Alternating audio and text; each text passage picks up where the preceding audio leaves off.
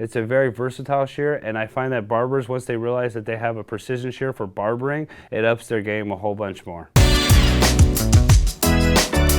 So a couple of things, first thing to notice about this shear right off the bat is the exaggerated crane style in this shear, which is originally designed to help keep the stylist's elbow and shoulder down, which is really, really a good thing for people who have shoulder problems or elbow problems from working like this their whole entire career. But the other thing that it's gonna allow them to do is when they're cutting like this, it allows them to cut like a super straight line because they're not overcompensating ever with their elbow because of the design of the shear. Barbers love this shear because a lot of times barbering is getting into a higher shear game. Men are taking more pride into their haircuts. They're wanting shear haircuts versus clippers on their head.